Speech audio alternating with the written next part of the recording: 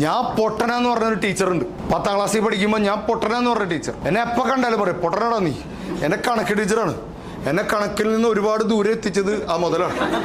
എന്നെ പൊട്ടെന്ന് വിളിച്ച അതേ ടീച്ചറുള്ള അതേ സ്കൂളിൽ ഞാൻ വിശിഷ്ടാതിഥിയായിട്ട് പിന്നീട് പങ്കെടുത്തു.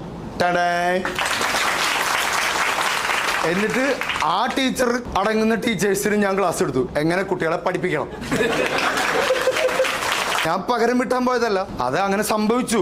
നമുക്ക് ആരോടും ദേഷ്യമൊന്നുമില്ല. ഒരു ദേഷ്യവും നമ്മൾ ഉള്ളിൽ കയറ്റി നടക്കരുത് ആരോട്. പറയപ്പെട്ടവർ ഞാൻ പറയുന്നു, ദേഷ്യം നല്ലതാണ്, പക്ഷെ പക മാനസിക പ്രശ്നമാണ്. പെട്ടെന്നൊരു ദേഷ്യം വരും, കൊല്ലണവനെ, അതങ്ങനെ ഇറങ്ങിപ്പോണം.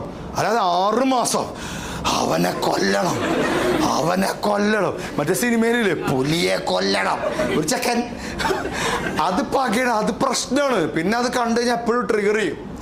ഒരു വിഷമം വന്നു, കരയും, കരയണം, പക്ഷെ 3 മാസം കരയരുത്.